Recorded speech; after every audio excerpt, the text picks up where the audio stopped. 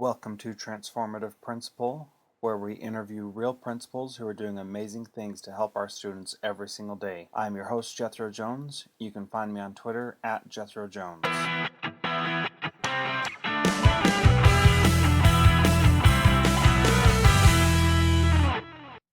So, what are the areas that you see in Kansas District right now that are areas where we have incredible strength and you want to continue pushing us in that direction?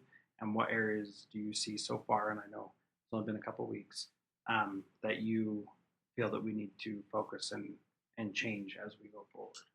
Well, I think the biggest strength you have are the teachers and the principal leaders.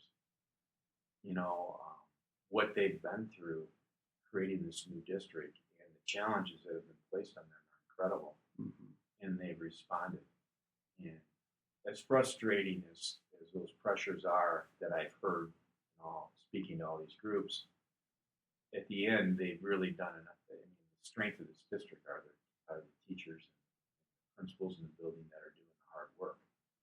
I think that I'm not going to, I'll also mention, the people who started this district, the leaders, the superintendents, the administrators here had a great vision of what they wanted to implement. I think that it's created a very high standard in Canyon School District. Mm-hmm. And who doesn't want to work somewhere where there's high expectations, right? Right. So I felt all that, and I think another strength of Canyon School District are the parents.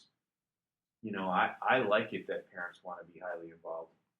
I think highly involved parents translates into very much success for our students. There's a partnership that you have to build between parents and the community and the school. And we're all sort of working for the same thing, but without the parents, it'll never happen. And I think the involvement of our parents in our communities that Canyon School District covers is incredible, and it's a plus here. So I think there have been some really innovative programs that other districts don't have that can be highlighted and spotlighted. So those are some of the things I think the strengths of this community school. Mm-hmm. And what are some areas where you want to bring your skills in to help us grow and be better? My impression right now is that, there are always new ideas out there, and there's a lot of things I could try to implement. But to be honest with you, it's my impression, and there seems to be some buy-in to this, that we should try to do what we're currently doing even better. Mm-hmm. There needs to be an environment created where teacher, parent, and principal input is truly valued and included in discussions and the implementation in their own buildings of what's occurring. And I think there needs to be and I think it exists because there's been some transitioning in the last year or two where Right. people have been in limbo. And I think to create that culture, it comes from the top. And so in the defense of all the people that were here, I don't know if people were in positions to actually do that the last couple of years. So I feel like coming in as a new superintendent, I have an opportunity to really show the community and the teachers how good Canyon School District really Mm-hmm. is, and to make people believe that this could be a really cool place to work and that we respect the people throughout this organization that have made Canyon School District as good as it really is. Yeah.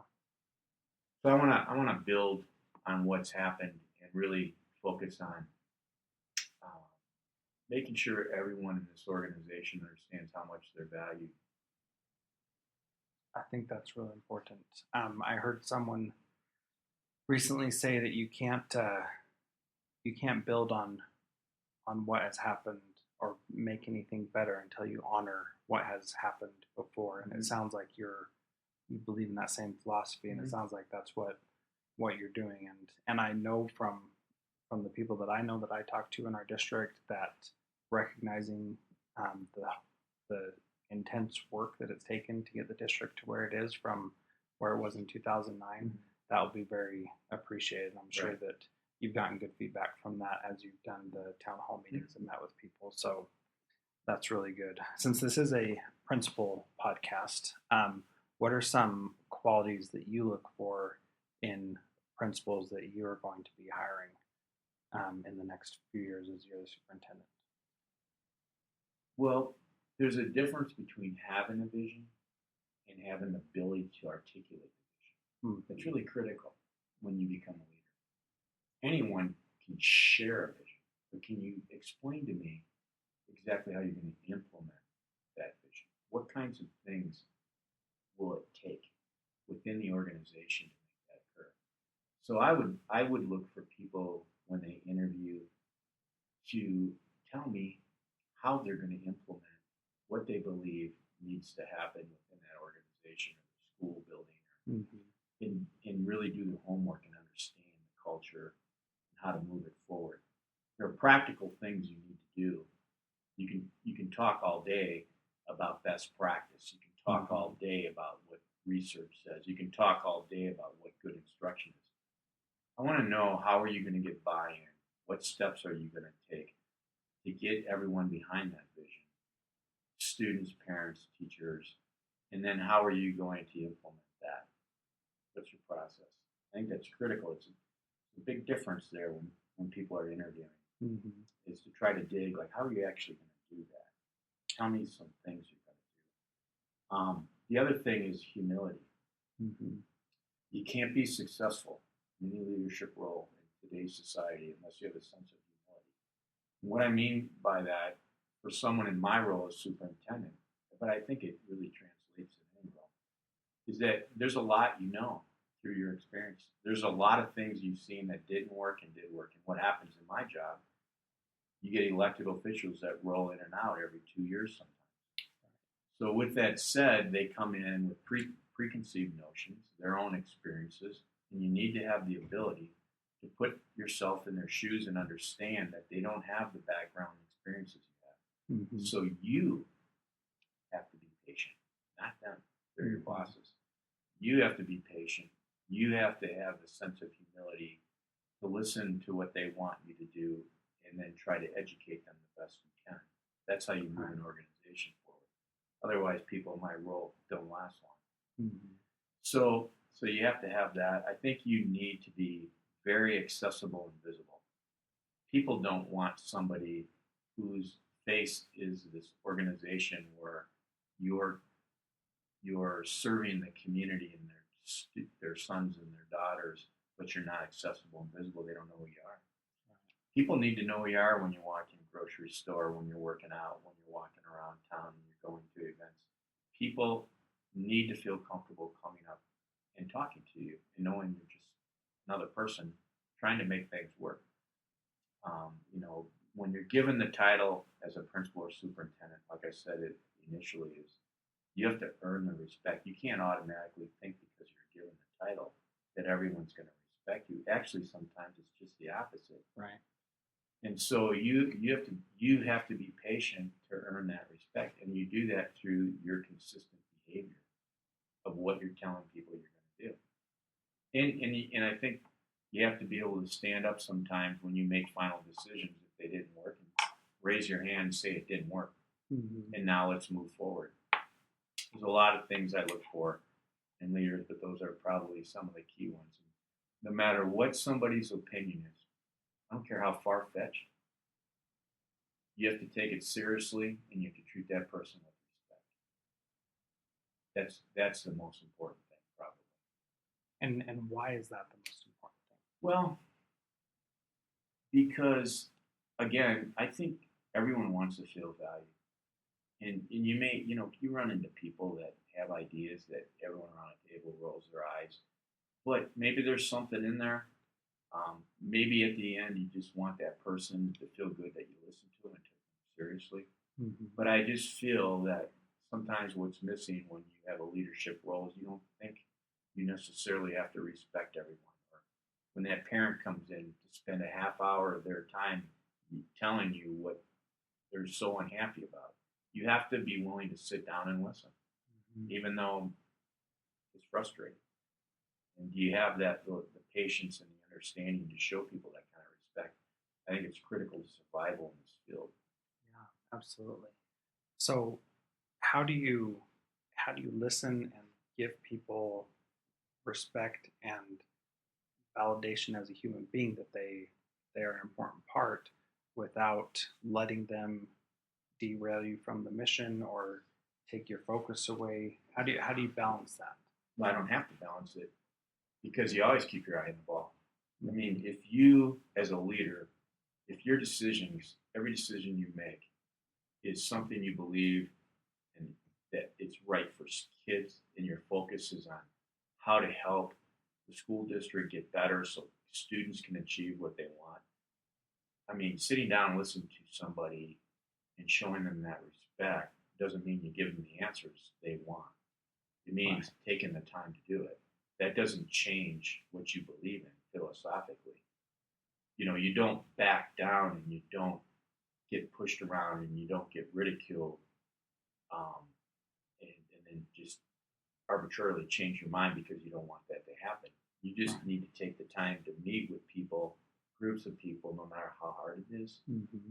and explain your rationale, what you're doing. Most of the time, if people don't accept the answers that you're giving them, and you're willing to sit down and explain why what you're trying to do, Mm-hmm. most people may walk away unhappy, but they'll understand, and they'll also appreciate the fact that you even took time to listen to Yeah, and see that that's so important because what I've perceived is that people just want to be heard, not necessarily change anybody's mind.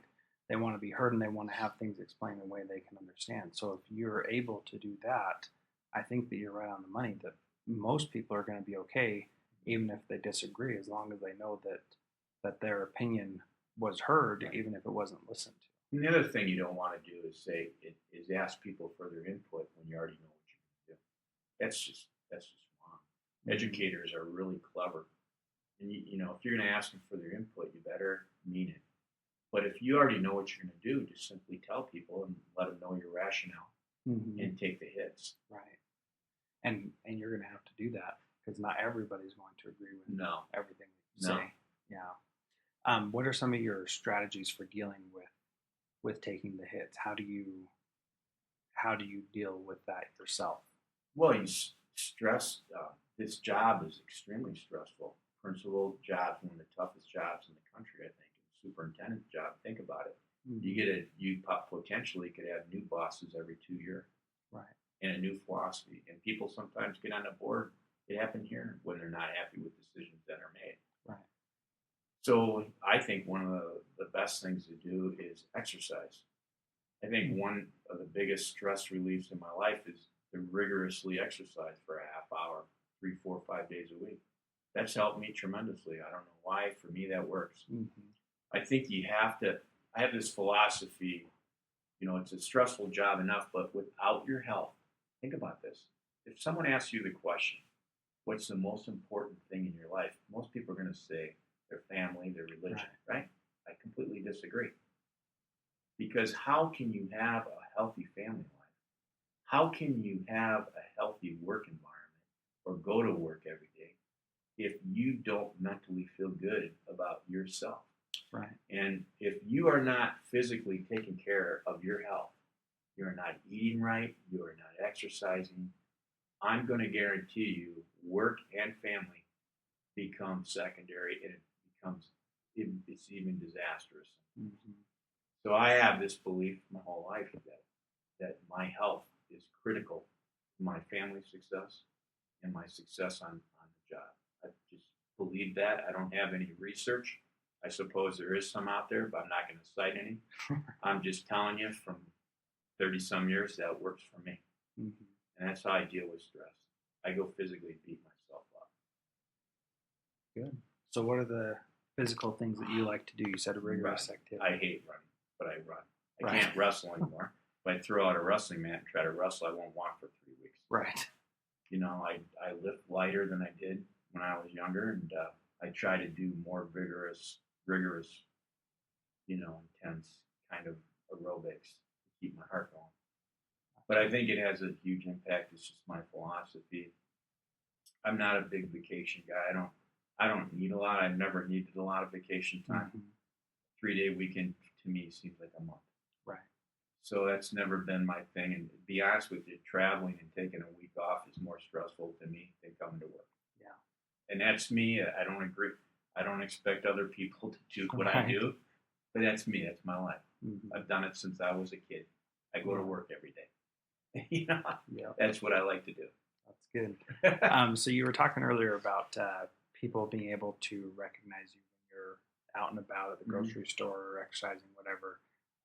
How do you establish relationships with people, and how do you get people to recognize you? You walk up and introduce yourself. Let them know who you are. Mm-hmm. Ask them if they have kids in the district. They'll know me soon enough. Right. You know, sometimes they think I'm the head custodian, or sometimes they think I'm the head cook, or sometimes they think I'm a bus driver. I don't know. Mm-hmm. But the kids will start recognizing me and they'll tell their parents. Yeah. I was in a classroom the other day, and we had a principal at one of our schools that was out, and there was a water main that broke, and I was helping run, be in his building for supervision, and I was in lunch supervision, and the second grader said, "Hey, Dr. Briscoe, how are you?" I said, "Great, great." And the little guy next to him said, "How do you know him?" He says, "I've known him since kindergarten." That's pretty cool. I like that. That's good. That's a true story. That's awesome. Little kids are awesome. So you at DeKalb, you said that you did you were involved in a lot of community things. So some people see that, people at the school should run the school and that's it. And that's obviously not your philosophy. How did you get involved with these other things that were happening in the community? And why do you feel that is so important for you to be involved in? Today, I don't believe any successful superintendent, I don't think any superintendent will succeed anywhere unless their philosophy is that they're the community superintendent. Mm-hmm. And I think your old timers and the people that value the traditions in the community and the people that run the community, your Chamber of Commerce, your Kiwanis Club, your Rotary. I'm going to meet with the Rotary tomorrow at lunch. If you don't get out and get to know those folks and allow them to get to know you and find out what their concerns and issues are and the relationships they have with your schools, that's a huge mistake. And from a political standpoint, I have found that it's one of my biggest advantages that board members turnover. A lot of times your board members come from those areas of your community. And as they see you and learn from you and find out who you are, a lot of times that's been a huge help to me. As new board members changed, I already knew them. They knew me. They knew they could trust me. They knew they could communicate with me, even if they didn't agree with the incumbents or the people that ran. So I think you're the brand of the school. Okay, you're the face of the school district, and all these folks, businesses, and people in town have kids in your community, and they are leaders in your community. They want you to be part of it. Right. If you're not willing to take time to do that, you'll have a real hard time being successful in a role like mine. Right. And I've seen colleagues of mine fail miserably because they weren't willing to do that. Mm-hmm. So what are some of the challenges that you see coming to a district that has so many more students than where you were before? Well, I see it as an asset. Oh, good. The reason I see it as an asset is, think about this. If you worked in a large district your whole life in a department, what happens, and I noticed it around here, you have a large department and you have a lot of work to do, and that's where you're focused, and you're relied to focus on that area. I came from a district where I was involved in almost every department decision. I was continually involved in setting the budget, working on major building projects, redistrict, you name it. I was involved in everything. I had strong leaders to facilitate things, but I was heavily involved in planning and discussion and strategy. Mm-hmm. So think about that. So I come here now to a large district. I could sit down with almost every department and talk their language. Mm-hmm. And and that's difficult for them because they're not used to that. I want to know what's happening in every area, and I have some experience in doing all the things they're doing. So that to me that seems to be an asset for coming to this district. It's good. I like that perspective. So you've done a good job of turning my questions of what are the challenges you see into positives. So I'm just going to ask you directly. There's got to be something that you see as a challenge that is going to help you grow. Otherwise, you probably wouldn't have taken this job. So what are some of those things that you're looking forward to that are different or new or unique? The biggest challenge for me is I have this need to get to know everybody. Mm-hmm. That's a big challenge. 33,000 kids, 4 or 5 communities. Mm-hmm. I need to develop a strategy to consistently get out into the buildings. That's going to be tough because my calendar's already getting booked. Right. And I can tell you that's my number one thing I want to do is I want to get out and connect with the kids here. I want to get out and connect with the teachers. So I'm going to have to, once I get my schedule set with board meetings and all the things I have to do, the next thing I'll do is schedule my time, blocks of time to get out and about. And I see that as a huge challenge of how I'm going to go about doing that. So what are some of the things you're thinking that you can do to start making that happen? I've already started. I set up probably 8, 9, 10 meet and greets with board members in their separate communities. I'm meeting with chambers. I've met with principals. I've met with teachers. I've met with the administration here many times. I've already had meetings with Board of Education. I did that before I started July 1st. I don't even know how many meetings I held, but so I'm getting out. So tonight I have a meeting at Hillcrest, right, and they're inviting parents, and the teachers are coming in, and principals. I sort of enjoy that. You get to meet people. So that's one of the things I'm doing now to just sort of inundate myself in the communities. I've been out. I went to a Bees game. Good. When I work out, I've gone to Life Fitness over by Mike's, and I've been meeting people there. And the word gets out, and people get to know you, and it just starts growing. Gotcha. A lot of times it's hard and sort of unfair, but they'll know who you are. Right. And it'll take me 6, 7, 8 times. Can you tell me your name? Can you tell me your name? Eventually I'll remember, and that'll be it. Right. So do you feel like did you know all the students in your last district? I would say the way I would say that I would say that most students recognize me. A lot of students, I could walk into most classrooms and they'd say, "Hey, Dr. Briscoe." Mm-hmm. Yeah, I'd say not everyone, but a pretty good percentage of parents and community members and students knew me, who I was. Yeah. Mm-hmm. Good. Some better than others. But. So once you get into the daily routine of working and all of the stuff that you have to do and all the decisions you have to be part of, how are you going to not let that overwhelm you? How are you going to keep that desire alive? I'm going to go run real hard, about 30 minutes, 4 or 5 times a week. That's good. Come back to the same thing. I like that. Good. So my last 2 questions are fairly easy. The first one is, what is one thing that you would recommend a principal start doing today to start becoming a transformative principal? Take risk. Don't allow someone to tell you can't do it. If you have a good idea, do it. Find a creative way and do it collaboratively. Mm-hmm. I think that's great advice. I love that. The last thing is, people have their offices decorated, and I've been here a little while. I see some of your things. What's something in here that you have up that is meaningful to you that you will probably always have in your office and always have? You don't climb the mountain, you can't enjoy the view. And the reason that's so significant, I actually wrote a graduation speech around that, is when you think about climbing a mountain, right, there's obstacles, right? Right. And there's times you're really tired. And there's times you want to turn around. But if you constantly see the top of the mountain and you continue to climb and you get over those obstacles and you help others reach that top, and all the analogies I can make go on. Right. that little phrase to me makes a ton of sense when it comes to public education. Yeah, that does. Say it one more time.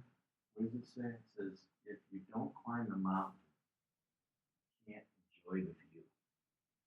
So a lot of analogies that I think about life in general. Yeah. Because climbing a mountain, I mean, I stood up by that snowbird. That was ominous. Man, that would be tough. But climbing a mountain, there's a lot of analogies in life in general. Public education is like that. There's so many obstacles to overcome. And what I like about that idea is that you're going to be tired when you get up there. You're going to have been through something hard, but it'll be worth it. Anybody who's climbed a mountain knows that looking from the top of the mountain down it is much better. Yeah, it's way better. Yeah. So anyway, thank you so much for your time today, and I know that you're going to help a lot of principals who are aspiring to be great from the things that you've said today, and I think you're going to be a great superintendent for Kansas District. Well, thank you very much. Appreciate you coming in. Thank you. Thank you. Good luck to you in Alaska. Thank you.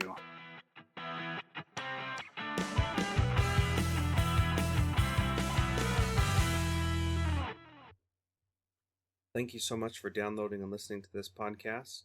Please subscribe in iTunes or Stitcher, and please feel free to give us a rating on Stitcher Radio or on iTunes so that we can help spread the word about how much we're learning in this podcast. Thank you so much for listening. You can find me on Twitter @Jethro Jones.